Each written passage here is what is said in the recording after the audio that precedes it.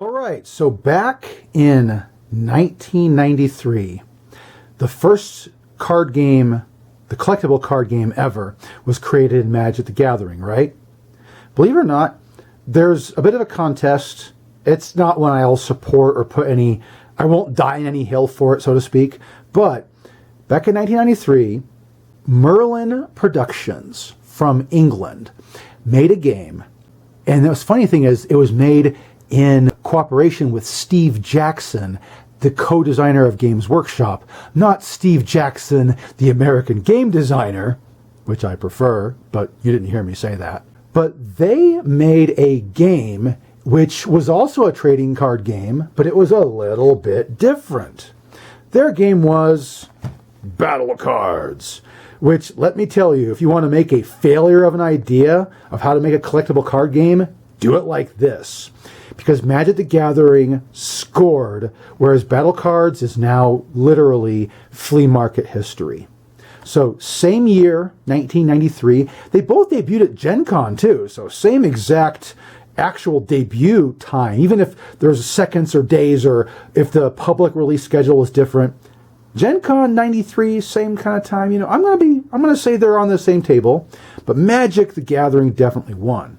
BattleCards has a little bit of a problem with it. This card game isn't a card game that involves decks. It's a card game that involves trading cards. So what you do is you'd pull out a trading card pack, for example, and then you'd be like, well, we got trading cards here. Now the rules are on the back. They're relatively short form. Some of the cards are such low level, they repeat the rules on the back, just letting you know that. But you'd open a pack, and when you open a pack, you would say, get a guy. Here's a red knight. See all these golden little dots there? Those are scratch and sniff things. Literally. They're like you can scratch them off. And so what you do is you take turns scratching off little dots until someone got a hit in. Then you check to see what their life status was, and then go from there, right? There's a problem with that. Do you want to play a new game with the same card? You need a different card. Do you want to collect them? Well, do you really want to collect one that has all the scratches taken off? Those are there for nostalgia value only. I won my battle doing this with this card. See, it only has 2 scratches off. Aha! Yeah. Also, there's no like 2-roll hit mechanic here. So honestly speaking, there is a great difficulty with taking these and have them be the standard in how you play a game, because eventually they will pick the right things to scratch off if you use the same card over and over again. So if you wanted to refresh your warrior in battle with a second game, you'd probably want to bring out a second card in the first place anyway. Stamina runs might be a problem or a thing, who knows? But the deal is that all of these ideas clashed. Is it collectible? Is it long run? How many turns of battle can this guy go through? Can you go through a campaign like a full dungeon with this guy? How does that stuff all work? Crazy stuff, because it doesn't. The concept failed because you need to buy a whole new box to replenish your cards anytime you want. Let me walk you through some stuff. First of all, there's this ubiquitous card called the Trade Post, and the Trading Post is actually central to one of the ideas with this game.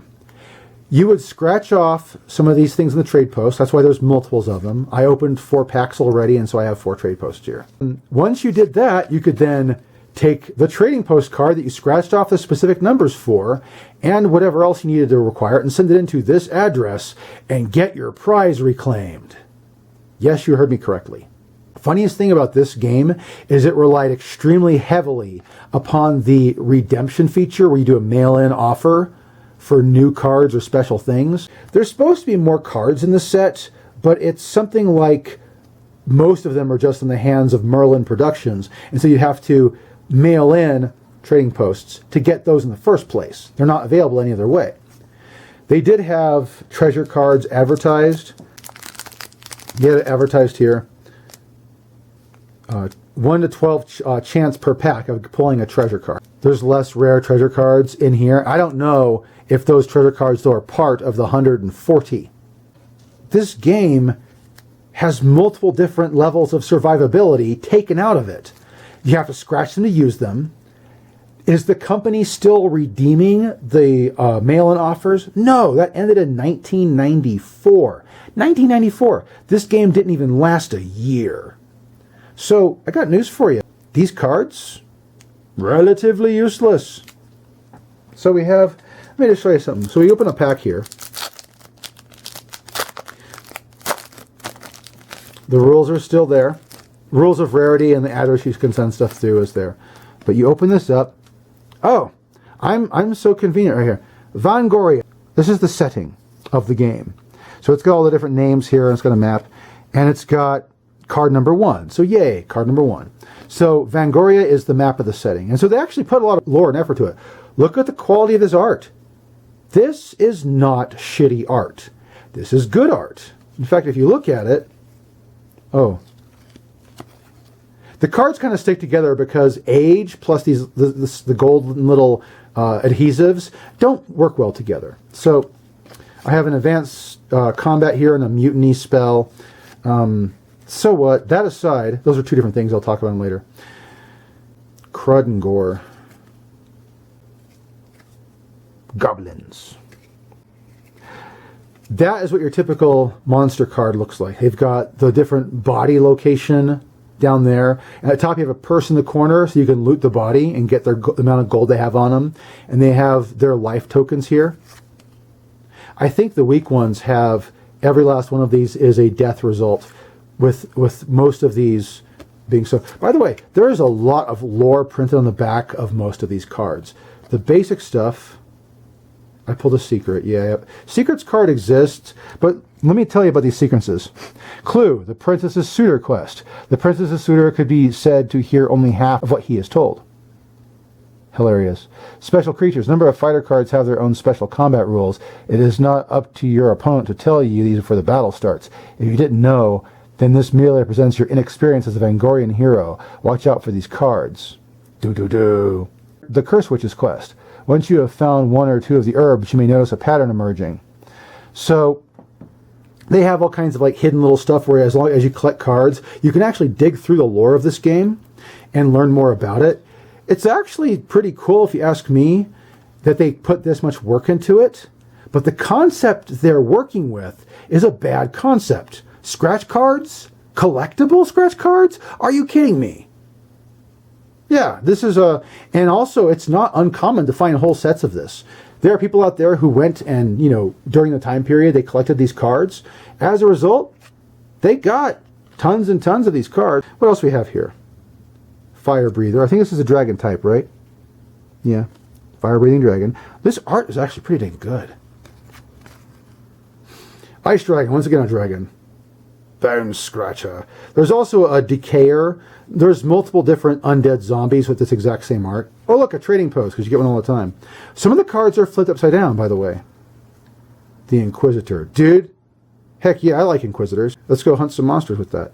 So they have a bunch of different types of character in here. It's kind of more of an old sword and sorcery fantasy as opposed to the modern style. Literally, old school fantasy felt more historical and mythological and had more human element to it. The modern fantasy is pretty much based off of a combination of like World of Warcraft and video game style stuff, and it tries to go with crazy ideas as much as possible, and it's less about, I guess, post-humanity than humanity. But that's just me talking. I could probably make a whole new video about that. So this is old school style stuff. I opened a bunch of packs already just to get a feel for what's in the game, and the funny thing is, I could walk you through what I actually got, but this game isn't the kind of game that is so engrossing that it's worth my time and effort to walk you through each of the individual cards that I pulled. You do have commons that show up here and over again, but I don't know what kind of rarity system they have for this game. I have no clue of it. I do know you don't need to build a deck to play it. You just take a pack of cards, someone else takes a pack of cards, you can play with a pack of cards. Now, there are multiple different kinds of cards I'm going to show you.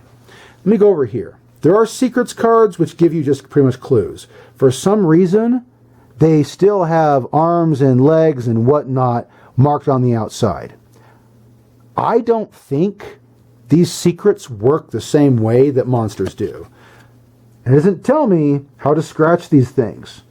Maybe they're just there as like a They're just there as like a clue card, essentially, and you just happen to pull them.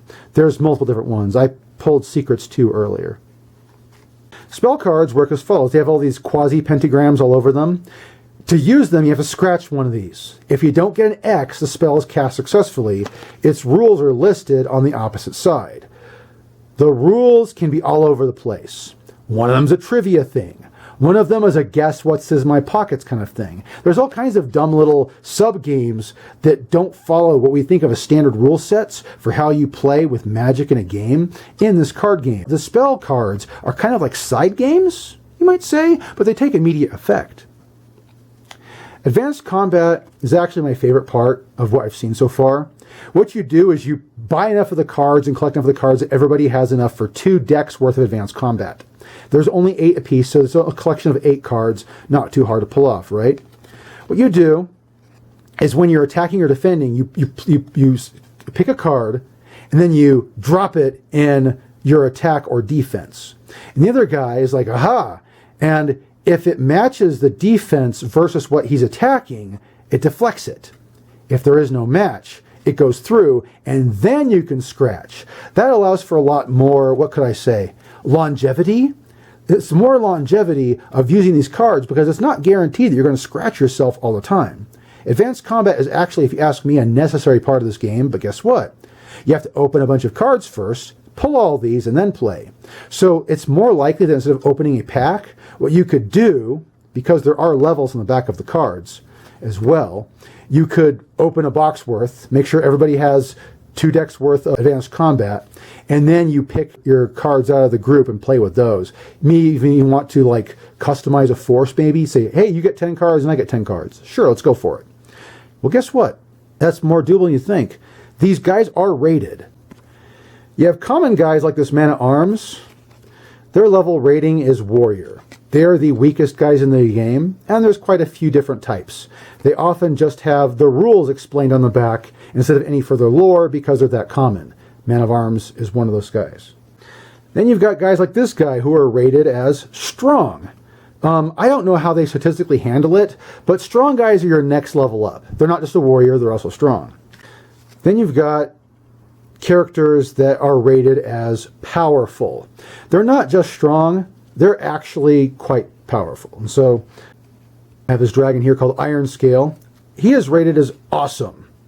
Awesome, I think, is the top of the power level. There's only 4 levels in here. You know, there's no PUD level I saw, but it's warrior, strong, powerful, and awesome. Some of them are pretty cool. I have this wizard guy, Foreign Weatherstorm. Funny thing is, I don't think that he specifically brings spell cards into play, but I think it would be cooler if you had a guy like this around, he's rated powerful, that you would use spell cards with him instead of whatever else, right? I also have this Lord of Darkness card here. The Lord of Darkness is kind of undead guy. He, of course, is rated as awesome. He's completely evil. But the funny thing about him is that he's just a skeleton guy surrounded by glowy, fiery stuff. Kind of cool. There are more card types. First of all, you have quests. Quests combined with trading posts really tell you the flavor of what this game was supposed to be like. It literally says in the back, hey, complete this quest by going through the cards and figuring out this. Then take the cards you found, this quest card, and send it into this address to collect your prize. Literally, that's how quests work in this game. If that wasn't strange enough for you, and you wanted something that was more strange than that, we have artist cards, of which I've only pulled 2 so far. Martin McKenna, Ian McCaig, they both worked on these on this game, and their artwork flourishes throughout it. They have lore on the back that describes the personality. You actually have cards of the artists themselves. So the artists are not just given credit in this game, they're actually available as cards you can collect. They're not, notice they don't have any gold, they're not characters, they are just there as a presence. So respect is given to all the artists, which I kind of like. So what do I think about BattleCards in all of its dubious glory? Well, I kind of just said it as far as the things are concerned. It reminds me of the thing that's happening a lot nowadays, and nowadays it's happening horrifically with the spread of social media and the internet. You can have an idea, and just because you think of the idea and you're like, this is an idea, You don't put the idea through enough testing before your bias tells you it's a good idea. Whoever came up with this idea for a card game didn't think it through thoroughly. This makes a better idea for a cash grab than it does for a card game. In fact, if someone nowadays wanted to duplicate this card game and make an exactly similar card game with, let's say, AI art and the little scratchies on them that do whatever, they could make some money off of this. Not a ton. They wouldn't beat Magic. But you know what? They could do it. And you know why? Because this kind of idea isn't the kind of idea that passes the test of time.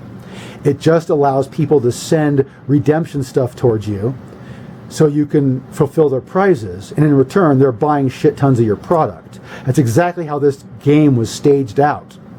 A purchase to play, to win, literally. And now it's historical toast because of it. I do think the best part of BattleCards is the lore. Funny, you hear that with a lot of shitty games, right? The lore is the best part. Yeah, that's the thing about BattleCards. The story is actually the best part. The art is the best part. The worst part of BattleCards is the game mechanic and the collectability mechanic of it. And the fact you can't really use it anymore because the business doing the redemption is done for. They haven't been taking cards since 1994. So yeah, this is BattleCards. It might be some cool. This is the kind of stuff that might be fun to like shoot the shit with like, you know. But it's not. I think that the most useful thing of BattleCards is if you want to collect a full set and not scratch things off, you can. There's might be a way to mathematically make them live past their scratchability. You might find a way to refill the cards, but I'm not going to further endorse this game, which is funny because I do think it's cool. Trivia note. I've played this game before.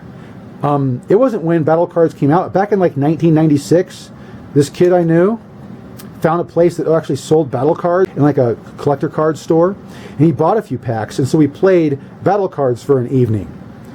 It was pretty cool, but we got sick of it really quickly, and we decided to make characters for Dungeons and Dragons instead. How funny is that, right?